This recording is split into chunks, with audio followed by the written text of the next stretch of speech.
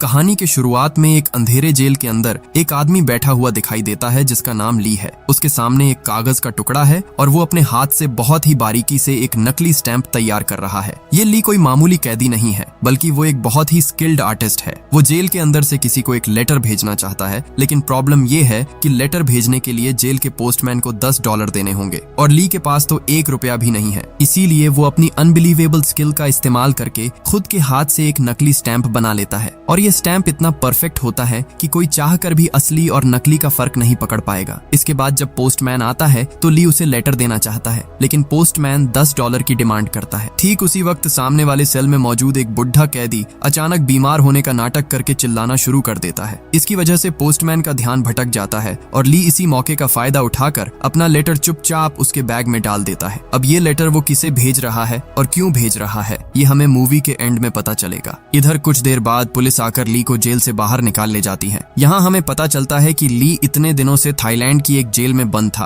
और अब Hong Kong police के इंस्पेक्टर हो उसे अपनी कस्टडी में ले आए हैं। इंस्पेक्टर हो उसे इंट्रोगेशन रूम में बिठाकर एक एक करके उसके खिलाफ लगे सारे चार्जेस पढ़ना शुरू करते हैं। पहला इल्जाम है नकली नोट बनाना। इसके अलावा 2 साल पहले कनाडा के एक हाईवे पर सेंट्रल बैंक की एक गाड़ी पर उसने हमला किया था, जहाँ लगभग 7 गार्ड्स की जान चली गई थी। सिर्फ इतना ही नहीं, इसके बाद शहर में और भी कई अटैक्स हुए थे। पुलिस को शक है कि इन सब के पीछे एक इंटरनेशनल गैंग का हाथ है और ली पर इन सब घटनाओं में सीधे तौर पर शामिल होने का आरोप है। लेकिन ली हमेशा की तरह सारे आरोपों से इनकार करता है। वो बार बार एक ही बात कहता है कि इन सब का मास्टरमाइंड पेंटर नाम का एक बहुत बड़ा माफिया है। हालांकि इस पेंटर का असली नाम क्या है या वो कहाँ मिलेगा, इसके बारे में वो कोई जानकारी नहीं दे पाता। आज भी इंस्पेक्टर हो के सामने पेंटर के बारे में उसके मुंह से कोई काम की बात नहीं निकलती, बल्कि उसके चेहरे पर जबरदस्त खौफ दिखाई देता है। वो रोते हुए कहता है कि पेंटर उसे ढूंढकर मार डालेगा, इसलिए उसे जितनी जल्दी हो सके वापस जेल भेज दिया जाए। इसके बाद पुलिस उसके ब्लड और हेयर सैंपल्स कलेक्ट करके क्राइम स्पॉट पर मिले डीएनए से मैच करती है और रिजल्ट में हर एक सैंपल ली के साथ पूरी तरह मैच हो जाता है। इसका मतलब है कि उसका जुर्म अब दिन के उजाले की तरह साफ हो चुका है। पुलिस दोबारा उसे सच कबूल करने के लिए प्रेशर डालती रहती है, लेकिन हर बार की तरह इस बार भी ली सब कुछ मानने से इनकार कर देता है। ठीक इसी वक्त पुलिस स्टेशन के बाहर युवान नाम की एक लड़की इंतजार कर रही थी। वह अपने लॉयर को लेकर आई है ताकि ली की बेल करवाई जा सके, लेकिन पुलिस उसे साफ मना कर देती है कि ली कई बड़े केसेस का बहुत ही इंपॉर्टेंट गवाह है, इसलिए उसकी बेल किसी भी हाल में मुमकिन नहीं होगी। हालांकि पुलिस एक शर्त रखती है, अगर ली पेंटर की असली पहचान बता देता है तभी उसकी जमानत के बारे में सोचा जाएगा। तब युवान खुद ली के पास जाकर उसे सब कुछ सच सच बताने की रिक्वेस्ट करती है और ली उसी पल अपना मुंह खोलता है और पास्ट की उन घटनाओं को बताना शुरू करता है। अब सीन कट होकर कई साल पहले के वक्त में चला जाता है। यहाँ हम ली और युवान को पहली बार देखते हैं। वे दोनों आर्टिस्ट थे और दोनों ही बहुत शानदार पेंटिंग्स बनाते थे। आर्ट के जरिए वे धीरे धीरे एक दूसरे के करीब आ जाते हैं और उनके बीच प्यार हो जाता है। लेकिन उन दोनों में एक बहुत बड़ा फर्क था। युवान एक क्रिएटिव आर्टिस्ट थी जो अपने यूनिक स्टाइल में ओरिजिनल पेंटिंग्स बनाती थी, जबकि ली कोई ओरिजिनल काम नहीं करता था। वह बस मशहूर आर्टिस्ट्स की पेंटिंग्स को हूबहू कॉपी कर लेता था। उसकी कॉपी करने की काबिलियत सच में अनबिलीवेबल थी, लेकिन दिक्कत ये थी कि इन डुप्लीकेट पेंटिंग्स में किसी का कोई इंटरेस्ट नहीं था। अब यही कॉपी करने की ताकत आगे चलकर उसे एक खतरनाक रास्ते पर ले जाएगी। एक दिन लुक नाम का एक आर्ट गैलरी मालिक उनकी पेंटिंग्स देखने आता है। वह युवान का काम देखकर इम्प्रेस हो जाता है और सारी पेंटिंग्स खरीदना चाहता है, लेकिन उसे ली की पेंटिंग्स बिल्कुल पसंद नहीं आती क्योंकि वे दूसरों के काम की कॉपी थी। लुक उन्हें अपनी एग्जीबिशन में रखने से मना कर देता है। तब युवान जोर देकर कहती है कि या तो उसे सारी पेंटिंग्स एक साथ खरीदनी होंगी वरना वह एक भी नहीं बेचेगी। लुक के जाने के बाद ली युवान से कहता है कि तुम मेरी फिक्र मत करो, मेरी सारी पेंटिंग्स टोक्यो के एक आदमी ने पहले ही खरीद ली हैं। लेकिन कुछ देर बाद युवान को समझ आ जाता है कि ली झूठ बोल रहा है, उसकी एक भी पेंटिंग नहीं बिकी थी। असल में ली चाहता था कि उसकी वजह से युवान के करियर में कोई रुकावट न आए। खैर, एग्जीबिशन वाले दिन युवान अपनी पेंटिंग्स के बगल में चुपके से ली की एक पेंटिंग रख देती है। सब लोग काम की तारीफ कर रहे थे, तभी एक आदमी आकर ली की पेंटिंग का मजाक उड़ाने लगता है। उसका यह बर्ताव देखकर युवान को इतना गुस्सा आता है कि वह उसके ऊपर पानी फेंक देती है। हालांकि एग्जीबिशन खत्म होने पर ली खुद जाकर उस आदमी से माफी मांगता है। तब वह आदमी हंसते हुए कहता है कि वह तो बस मजाक कर रहा था ताकि ली उससे अकेले में मिलने आए, क्योंकि पूरी एग्जीबिशन से उसने जो पेंटिंग खरीदी थी वह ली की ही थी। इसके बाद एक रेस्टोरेंट में बैठकर वे काफी देर तक बात करते हैं। वह आदमी अपना इंट्रो पेंटर के तौर पर देता है। हाँ, यह वही पेंटर है जिसका नाम ली बार बार पुलिस को बता रहा था। पेंटर ली की तारीफ करते हुए कहता है कि किसी भी तस्वीर को इस तरह कॉपी करना कोई छोटी बात नहीं है। वह सीधे ऑफर देता है कि तुम्हारा यह टैलेंट मेरे बहुत काम आएगा। अगले दिन ली पेंटर से मिलता है और कहता है कि वह उसका कोई भी ऑफर मानने को तैयार है। पेंटर हंसते हुए उसे अपनी टीम में वेलकम करता है, लेकिन ली को जो काम करना होगा वो सुनकर उसके पैरों तले से जमीन खिसक जाती है। पेंटर उसके सामने $1 थमाकर कहता है कि तुम्हें इस नोट को हूबहू तैयार करना होगा। इसका मतलब है कि वो ली को सीधे सीधे जाली नोट बनाने का ऑफर दे रहा है। ली तुरंत बुरी तरह भड़क जाता है और उसके प्रपोजल को ठुकरा देता है। तब पेंटर बताता है कि उसका असली नाम सैंग है। पिछले 3 जनरेशन से वे जाली नोट छापने का बिजनेस कर रहे हैं, लेकिन आज तक किसी को जेल नहीं जाना पड़ा क्योंकि वो ये सारा काम बहुत ही सावधानी से करता है। अब सवाल यह है कि क्या ली आखिर में इस खतरनाक ऑफर के लिए राजी होता है? पेंटर तब ली को समझाने लगता है कि ये जो नया डॉलर छापा गया है इसमें मौजूद तस्वीरें और लेटर्स का पैटर्न इतना कॉम्प्लिकेटेड है कि हाई क्वालिटी के महंगे प्रिंटर्स भी उसे ठीक से प्रिंट नहीं कर सकते। इसलिए यहाँ ली के हाथों की उस अनबिलीवेबल स्किल की जरूरत होगी और ली का काम देखकर ही पेंटर उसे इस ऑफर के लिए राजी करना चाहता है। ली पहले तो मना कर देता है, लेकिन अपनी खराब माली हालत के बारे में सोचकर आखिरकार मान जाता है। उस वक्त युवान एक एग्जीबिशन के लिए अमेरिका जा रही थी, इसीलिए ली उसे कुछ भी बताए बिना चुपचाप वहाँ से निकल आता है। इधर पेंटर उसे प्लेन से कनाडा ले जाता है। वहाँ वो ली को अपनी पूरी टीम से मिलवाता है। इस टीम में जाली नोट बनाने में 20 साल का एक्सपीरियंस रखने वाले कुछ उस्ताद लोग हैं। हर कोई किसी न किसी काम में बिल्कुल एक्सपर्ट है। वे सब मिलकर जाली नोट बनाने का एक बड़ा प्लान तैयार करने बैठते हैं। यहाँ हमें समझ आता है कि अमेरिकन डॉलर को कॉपी करना कोई बच्चों का खेल नहीं है। हर US डॉलर पर बेंजामिन फ्रैंकलिन की एक फोटो होती है और यह फोटो कई बारीक लेयर्स के जरिए बनाई जाती है। फ्रैंकलिन के कॉलर पर छोटे छोटे लेटर्स में यूनाइटेड स्टेट्स ऑफ अमेरिका लिखा होता है। अब नए नोट्स में अमेरिकन सरकार ने और भी कई सिक्योरिटी लेयर्स जोड़ दी हैं, जिसकी वजह से बारीक पेंटिंग या एडवांस प्रिंट के बिना इस नोट को कॉपी करना बिल्कुल नामुमकिन है। सिर्फ इतना ही नहीं, नोट्स में एक खास इंक का इस्तेमाल किया गया है जो एक तरफ से देखने पर पर्पल और दूसरी तरफ से देखने पर गोल्डन दिखाई देती है। इस चीज को मोर इफेक्ट कहा जाता है, यानी इंक में एक कलर चेंजिंग इफेक्ट है। इसका मतलब है कि इस नोट को बनाने के लिए उन्हें असली पेपर और यह खास इंक दोनों का जुगाड़ करना होगा। अब पेंटर की पूरी टीम इन प्रॉब्लम्स के सॉल्यूशन पर दिमाग लगाने लगती है। सबसे बड़ा चैलेंज था वाटरमार्क लगाने का काम। इसके लिए वे पुराने चाइनीज आर्टिस्ट्स की टेक्निक फॉलो करके 3 अलग अलग लेयर्स पर पेंट करने का प्लान बनाते हैं। सबसे बीच वाली लेयर पर बहुत ही बारीकी से वाटरमार्क सेट किया जाएगा और ये पूरा काम ली को अपने हाथों से पूरा करना होगा। अब मेन काम शुरू करने से पहले ली कुछ प्रैक्टिस नोट्स तैयार करता है। वो इतने परफेक्ट तरीके से नोट ड्रॉ करता है कि टीम के सभी लोग उसका काम देखकर पूरी तरह से हैरान रह जाते हैं। इसी तरह कुछ दिन प्रैक्टिस करने के बाद वे अचानक ईस्टर्न यूरोप चले जाते हैं। वहाँ एक नीलामी में पुराने बैंक नोट छापने की मशीन बिक रही थी और वे उसे खरीद लेते हैं। अब सवाल आता है कि असली बैंक नोट जैसा कागज कहाँ से आएगा। तब पेंटर एक कमाल की जानकारी देता है। वो बताता है कि USA सरकार जिस कागज से नोट छापती है, ठीक उसी क्वालिटी के कागज से वे टेलीफोन डायरेक्टरी भी तैयार करते हैं। बस ये बात सुनते ही वे उस डायरेक्टरी के छापे खाने में जाकर मालिक से सीधे 500 टन पेपर खरीद लेते हैं। अब इन पेपर्स को लेकर ली के डिजाइन के हिसाब से जाली नोट छापने का काम शुरू होता है। नीलामी से खरीदी गई उस विशाल मशीन में नोट पर नोट छपने लगते हैं और ये नोट देखने में बिल्कुल असली नोट जैसे ही लगते हैं। लेकिन एक बड़ी प्रॉब्लम अभी भी बाकी थी और वो थी कलर चेंजिंग मोर इफेक्ट। इसके लिए जो खास इंक चाहिए वो सिर्फ सरकारी दफ्तरों के पास ही मिलती है और इस इंक को हासिल करने के लिए पेंटर एक खौफनाक प्लान बनाता है। खैर, पेंटर अपनी टीम के साथ सेंट्रल बैंक की एक गाड़ी पर सीधा हमला बोल देता है। उस गाड़ी में उस कलर चेंजिंग इंक के कई बैरल थे और पेंटर उन्हें ही लूटने आया था। अब न चाहते हुए भी ली को इस काम में उसके साथ जाना पड़ता है। गाड़ी छीनने की कोशिश के दौरान गार्ड्स गोलियां चलाना शुरू कर देते हैं और जवाब में पेंटर की गैंग भी पलटवार करती है। इस भीषण गोलीबारी के बीच बेचारा ली बुरी तरह फंस जाता है। तभी एक गार्ड अचानक ली की तरफ बंदूक तान देता है, लेकिन ठीक उसी वक्त पेंटर आकर उस गार्ड को गोली मारकर खत्म कर देता है। इसके बाद पेंटर बम फेंककर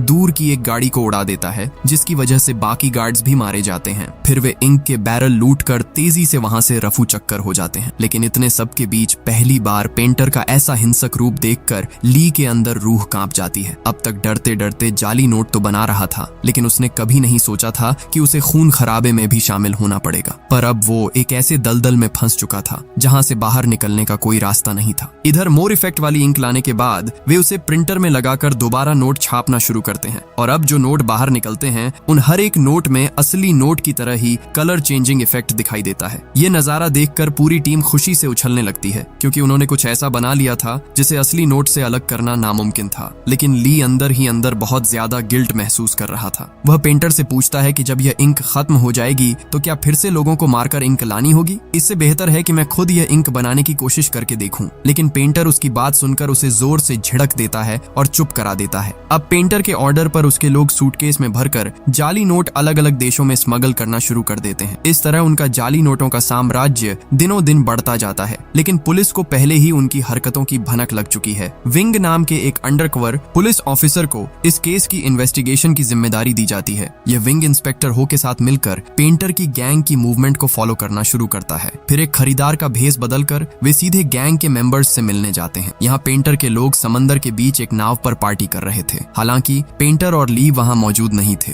विंग वहाँ से सब कुछ ऑब्जर्व करता है और फिर निकल जाता है, लेकिन पेंटर का असली खेल तो अभी शुरू ही नहीं हुआ था। पेंटर जनरल नाम के अपने एक पुराने क्लाइंट के साथ मीटिंग फिक्स करता है। अगले दिन वह ली को साथ लेकर जनरल के घर की तरफ रवाना होता है। रास्ते में ली पेंटर को एक इम्पोर्टेंट बात बताता है। वह कहता है कि उसे एक खास किस्म के कारपेंटर के बारे में पता है जिससे मोर इफेक्ट पैदा किया जा सकता है। इसका मतलब है कि इस इंक से डॉलर बिल पर दो अलग अलग एंगल से दो रंगों का इफेक्ट लाया जा सकेगा और इसके लिए किसी को मारना नहीं पड़ेगा। पेंटर उसका यह आइडिया सुनकर काफी खुश होता है और वादा करता है कि वह ली के नाम पर एक रिजॉर्ट खरीद कर देगा, जहां वह युवान के साथ अपनी बाकी जिंदगी आराम से गुजार सकेगा। लेकिन तभी पेंटर अचानक ली के हाथ में एक बम का रिमोट थमा देता है और कहता है कि मेरे इशारे पर ही तुम्हें यह बटन दबाना होगा। इधर जनरल के घर पहुंचने के बाद मीटिंग नॉर्मल तरीके से शुरू होती है। जनरल पेंटर को अच्छे दाम पर नकली नोट खरीदने का ऑफर देता है और कहता है 6 महीने के लिए अपनी पूरी गैंग के साथ मेरे यहाँ शिफ्ट हो जाओ और मेरे लोगों को भी अपने जैसा परफेक्ट नकली नोट बनाना सिखा दो। फिर जनरल हंसते हुए कहता है अगर तुम्हारे पिता जिंदा होते तो वे इस डील के लिए तुरंत मान जाते। यह बात सुनते ही पेंटर के चेहरे के हाव भाव भयानक तरीके से बदल जाते हैं। वह धीरे से कुर्सी से उठकर जनरल के पास जाता है और उसके कान में फुसफुसाते हुए कहता है 7 साल पहले तुमने ही मेरे पिता का खून किया था। यह सुनकर जनरल समझ जाता है कि पेंटर यहाँ बिजनेस करने नहीं बल्कि बदला लेने आया है। पेंटर अपनी शर्ट खोलकर दिखाता है कि उसकी पूरी बॉडी पर बम बंधे हुए हैं। फिर वह चिल्लाकर ली को रिमोट का बटन दबाने के लिए कहता है, लेकिन डर के मारे थर थर कांप रहा ली अपना हाथ तक नहीं हिला पा रहा है। पेंटर के और भी जोर से डांटने पर ली के हाथ से रिमोट जमीन पर गिर जाता है और गिरते ही उसका स्विच दब जाता है। लेकिन धमाका पेंटर की बॉडी पर बंधे बमों से नहीं होता, क्योंकि वे तो नकली थे। असल में ब्लास्ट बाहर पार्क की हुई पेंटर की गाड़ी में होता है। मतलब क्या ही बोलूं, यह आदमी अपनी गाड़ी में पूरा का पूरा बम लेकर घूम रहा था। धमाके के जोरदार झटके से जनरल के कई लोग वहीं ढेर हो जाते हैं। बाकी लोग दौड़ कर आते हैं और पेंटर पर गोलियां चलाने लगते हैं, लेकिन पेंटर दोनों हाथों में 2 पिस्टल लेकर ऐसे स्टाइल में गोलियां चलाता है कि एक के बाद एक लोग जमीन पर गिरने लगते हैं। लेकिन यह तो बस शुरुआत थी, क्योंकि जनरल भी कोई कच्चा खिलाड़ी नहीं था, पर पेंटर ने इसके लिए पहले से इंतजाम कर रखा था। उसका एक साथी दूर जंगल से लगातार रॉकेट लॉन्चर दागना शुरू कर देता है। रॉकेट लॉन्चर के हमलों से वहां सब कुछ उड़ जाता है और पूरा इलाका आग की लपटों में घिर जाता है। चारों तरफ धुएं और बर्बादी के बीच पेंटर 2 राइफलें लेकर और भी लोगों को साफ कर देता है। फिर उसके कुछ और साथी गाड़ियां लेकर आते हैं और जनरल के आदमियों को कुचलना शुरू कर देते हैं। इसी बीच जनरल के कुछ लोग जंगल में घुसकर रॉकेट लॉन्चर चलाने वाले बंदे को खत्म कर देते हैं। इन सब के बीच बेचारा ली एक कोने में दुबक कर अपनी जान बचाने की कोशिश कर रहा है। ये गोलीबारी काफी देर तक चलती रहती है। आखिर में जनरल खुद एक आर्मर्ड कार लेकर आता है और पेंटर पर सीधी फायरिंग शुरू कर देता है, लेकिन पेंटर जबरदस्त स्टाइल में कूदकर उस पर गोलियां चलाता है और गाड़ी के सही हिस्से पर निशाना साध कर पूरी गाड़ी को ही पलट देता है। इस तरह वह जनरल का भी काम तमाम कर देता है। मगर इस जंग के दौरान चिंग नाम की एक लड़की जो जनरल के लिए काम करती थी, उसकी बॉडी में आग लग जाती है। ली दौड़ कर जाता है और उस आग को बुझा देता है, लेकिन तब तक उसका चेहरा बुरी तरह झुलस चुका था। लौटते वक्त पेंटर उसे हॉस्पिटल ले जाता है और फिर धमाका करके जनरल के पूरे ठिकाने को मिट्टी में मिला देता है। करीब 1 महीने बाद चिंग धीरे धीरे अपनी चोटों से ठीक होने लगती है। पेंटर उसे एक नई आईडी और पासपोर्ट देता है जिस पर उसका नाम युवान लिखा था। ये देखकर ली को बहुत गुस्सा आता है, क्योंकि युवान उसकी प्रेमिका का नाम है, लेकिन पेंटर उसकी बात पर ध्यान नहीं देता। इस तरह नई पहचान के साथ चिंग पेंटर की गैंग में शामिल हो जाती है और धीरे धीरे ली की तरफ अट्रैक्ट होने लगती है। हालांकि ली इन सब बातों को ज्यादा भाव नहीं देता। इसी बीच एक दिन वे सब मिलकर युवान का आर्ट शो देखने जाते हैं, जहां पेंटर ली से कहता है कि उसने उसके लिए रिजॉर्ट का इंतजाम कर दिया है। अब वो युवान के साथ सुख शांति से अपनी जिंदगी गुजार पाएगा। लेकिन ली दुखी होकर कहता है कि क्या युवान को एक क्रिमिनल के खरीदे हुए रिजॉर्ट में रहना पसंद आएगा। ठीक तभी उन्हें पता चलता है कि युवान उस आर्ट गैलरी के मालिक लुक से शादी करने जा रही है। असल में ली ने काफी दिनों से युवान से कोई कांटेक्ट नहीं रखा था, जिसकी वजह से युवान ने उसका और इंतजार नहीं किया और लुक के साथ रिलेशनशिप में आ गई। यह खबर जानने के बाद ली चुपचाप गैलरी से बाहर निकल आता है और पेंटर को बताता है कि वह और चिंग अब यह गैंग छोड़ना चाहते हैं। पेंटर बुरी तरह भड़क कर उसे गालियां देता है और कहता है कि इंक बनाने का काम खत्म करके ही वह यहाँ से जा सकता है। इधर वह अंडरकवर ऑफिसर विंग अब भेस बदलकर सीधे पेंटर से मिलना चाहता है, लेकिन पेंटर के मन में पहले से ही शक था। वह छानबीन करके पता लगाता है कि अंकल यान नाम के उसके एक गैंग मेंबर ने एक घड़ी खरीदी है और उसे खरीदने के लिए उसने उनके अपने बनाए हुए जाली नोटों का इस्तेमाल किया है, जबकि पेंटर की गैंग का सख्त रूल है कि कोई भी खुद के जाली नोटों से कुछ भी नहीं खरीदेगा। इसका मतलब था कि यान ने रूल्स तोड़े हैं और उसकी इसी गलती की वजह से पुलिस को उनकी हरकतों का पता चल गया है। इसी वजह से पेंटर यान को सजा देना चाहता है। यान उसके सामने गिरकर गिड़गिड़ाने लगता है और अपनी पत्नी और बेटी की जान की भीख मांगता है, क्योंकि पेंटर का एक और खौफनाक नियम है, अगर कोई गलती करता है तो उसके परिवार को भी खत्म कर दिया जाता है। लेकिन पेंटर यान की रोने धोने वाली बातों पर ध्यान नहीं देता और ठंडे दिमाग से सीधे उसे गोली मार देता है। यह बेरहम कत्ल देखकर ली खुद पर काबू नहीं रख पाता। वह तुरंत पेंटर पर झपट पड़ता है, लेकिन पेंटर उसके कान के पास से गोली चला देता है और उसके चेहरे पर एक जोर का मुक्का जड़ देता है। इधर विंग दोबारा भेस बदलकर पेंटर से मिलने आता है, लेकिन पेंटर को उसके सारे प्लान पहले से पता थे, इसलिए बात करने के दौरान वह अचानक ली से कहता है कि वह विंग को गोली मार दे। लेकिन इस बार भी ली अपनी जगह से हिल नहीं पाता। आखिर में पेंटर खुद ही विंग को गोली मारकर खत्म कर देता है। इसके बाद वह ली पर और भी ज्यादा भड़क जाता है और उसके सामने कुछ ऐसा रिवील करता है जिसे सुनकर ली के पूरे शरीर में ठंडी लहर दौड़ जाती है। पेंटर दिखाता है कि उसने युवान और उसके होने वाले पति लुक को इस वक्त बंधक बना रखा है, यानी इस आदमी ने किसी तरह युवान और लुक को किडनैप कर लिया था, सिर्फ ली को ब्लैकमेल करने के लिए। पेंटर ली को सीधे लुक पर गोली चलाने के लिए कहता है, लेकिन ली इसके लिए बिल्कुल राजी नहीं होता। वह उल्टा पेंटर पर ही पिस्तौल तान देता है। इसी दौरान ट्रिगर दबने से अंधाधुंध गोलियां चलती हैं, जिसमें लुक मारा जाता है। इसके बाद पेंटर और ली के बीच एक जबरदस्त गन फाइट शुरू हो जाती है। इसी दौरान चिंग आकर पेंटर के आदमियों को एक के बाद एक खत्म करने लगती है। आखिर में ली सीधे पेंटर के सीने में गोली मारकर उसे भी खत्म कर देता है। इधर ली युवान को बचाना चाहता है, लेकिन चिंग युवान को जान से मारने की धमकी देकर उसे रोक देती है। असल में चिंग ली की तरफ काफी अट्रैक्ट हो गई थी, इसलिए वह किसी भी हाल में युवान को ली के पास नहीं जाने देना चाहती थी। ली के पास और कोई रास्ता नहीं बचता, इसलिए वह युवान को वहीं छोड़कर वहां से निकलने पर मजबूर हो जाता है। इसके बाद वह पैसों का बैग लेकर उसी रिजॉर्ट में चला जाता है जो पेंटर ने उसके लिए खरीदा था। अगली सुबह ली अखबार में पढ़ता है कि पुलिस को पेंटर की डेड बॉडी नहीं मिली है। तब उसके दिमाग में एक ही ख्याल आता है कि शायद पेंटर मरा नहीं है और वह युवान को मारकर बदला लेगा। इसलिए ली युवान को बचाने के लिए तेजी से निकलता है, लेकिन इसी बीच रास्ते में पुलिस आकर उसे अरेस्ट कर लेती है। यानी इसके बाद जो हुआ वह हमने मूवी की शुरुआत में देखा था। पुलिस ली के सामने शर्त रखती है कि अगर वह पेंटर के बारे में सारी जानकारी देगा तभी उसे जमानत मिलेगी, और जिस युवान को ली छोड़कर आया था वही युवान उसे बचाने आई है, क्योंकि ली ने जेल से लेटर लिखकर उससे माफी मांगी थी। याद है मूवी की शुरुआत में नकली स्टैंप लगाकर लेटर भेजने वाली बात? वह लेटर असल में इसी युवान को भेजा गया था। इधर युवान की सलाह पर ली पेंटर के बारे में शुरू से लेकर अंत तक सब कुछ पुलिस को सच सच बता देता है। पुलिस उसे पेंटर का एक स्केच बनाने के लिए कहती है, जिसके बाद उसकी जमानत हो जाती है और पुलिस उसे एक होटल में ले जाकर छोड़ देती है। वहाँ ली युवान से माफी मांगता है और उनके बीच एक रोमांटिक पल बीतता है। ठीक उसी वक्त इंस्पेक्टर हो को पुलिस की वर्दी पहने एक आदमी दिखाई देता है, जिसका चेहरा ली के बनाए हुए पेंटर के स्केच से हूबहू मिलता है। और मजेदार बात यह थी कि वह आदमी पुलिस की वर्दी पहनकर खुद पुलिस स्टेशन के अंदर जा रहा था, इसीलिए वो अपनी टीम के साथ मिलकर उसे तुरंत अरेस्ट कर लेता है। सबको लगता है कि देश का मोस्ट वांटेड क्रिमिनल आखिर पकड़ा गया, लेकिन वह आदमी हैरान होकर चिल्लाता है, मैं क्रिमिनल कब से हो गया? मैं तो एक मामूली पुलिस कांस्टेबल हूँ।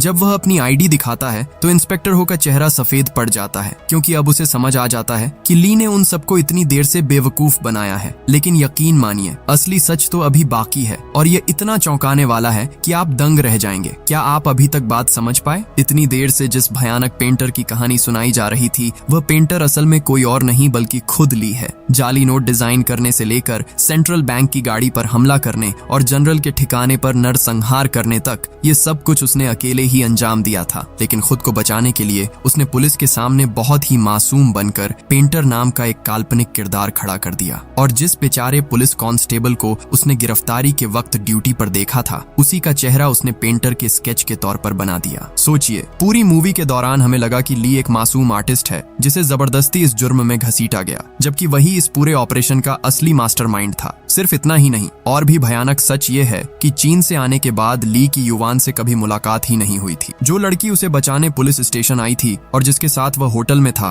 वह असल में युवान नहीं थी, वह वही चिंग थी जिसकी ली ने प्लास्टिक सर्जरी करवाकर उसे युवान का चेहरा दे दिया था। याद है, जनरल के ठिकाने पर उस जंग के दौरान चिंग का चेहरा झुलस गया था। ठीक उसके बाद ली ने उसे युवान जैसा बनवा दिया, क्योंकि वह असली युवान को कभी हासिल नहीं कर सका था, इसलिए उसने चिंग को युवान बनाकर अपने पास रख लिया। खैर, अगले दिन नकली युवान बनी हुई चिंग बुरी तरह चिढ़ जाती है। उसे समझ आ जाता है कि ली ने उसे कभी चिंग के तौर पर प्यार किया ही नहीं, वह तो बस उसके अंदर युवान का चेहरा ढूंढता रहा। इसी गुस्से में चिंग असली युवान और उसके बॉयफ्रेंड लुक को किडनैप कर लेती है और ली से कहती है, अगर तुम वाकई मुझसे प्यार करते हो तो इन्हें खत्म कर दो। तब उनके बीच गन फाइट शुरू होती है और उस गोलीबारी में लुक मारा जाता है। इसके बाद जब ली वहां से भागता है तो पुलिस उसे पकड़ लेती है, लेकिन वही चिंग फिर से उसे बचाने आती है क्योंकि ली ने जेल से लेटर लिखकर उससे माफी मांगी थी। अब यह सारा सच जानने के बाद इंस्पेक्टर हो तुरंत होटल की तरफ भागता है, लेकिन तब तक बहुत देर हो चुकी थी। होटल के सारे गार्ड्स को खत्म करके ली और चिंग पहले ही फरार हो चुके थे। अब वे दोनों समंदर के रास्ते एक बोट में बैठकर हांगकांग से बहुत दूर भाग रहे थे।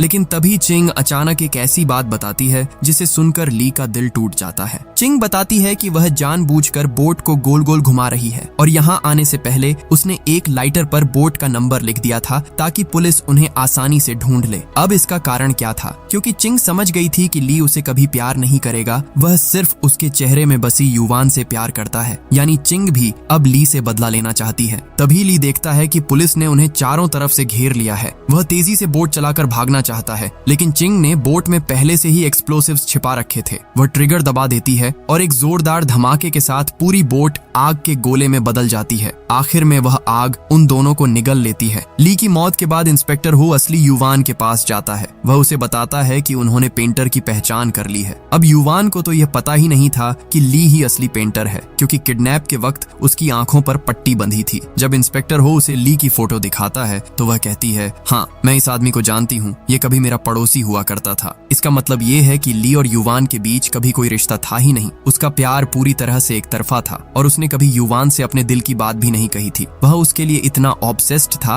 कि वह युवान जैसा आर्टिस्ट बनना चाहता था, लेकिन उसके जैसा ओरिजिनल आर्टिस्ट बनना ली के बस में नहीं था। इसीलिए उसने अपनी कॉपी करने की जबरदस्त स्किल का इस्तेमाल करके एक गलत रास्ता चुन लिया। उसका प्लान था कि बहुत सारा पैसा कमाकर वह एक दिन युवान के सामने सिर उठाकर खड़ा होगा, लेकिन उसका वह सपना भी आखिरकार राख हो गया। समंदर के काले पानी में बिखरे हुए बोट के टुकड़े, जलते हुए कागज की राख और एक कमाल के टैलेंट का यह बेकार अंत जिससे उसने प्यार किया, वह उसे जानती तक नहीं थी, और जिसने उसे प्यार किया उसकी उसने कभी कद्र नहीं की। और यहीं पर यह कहानी खत्म हो जाती है।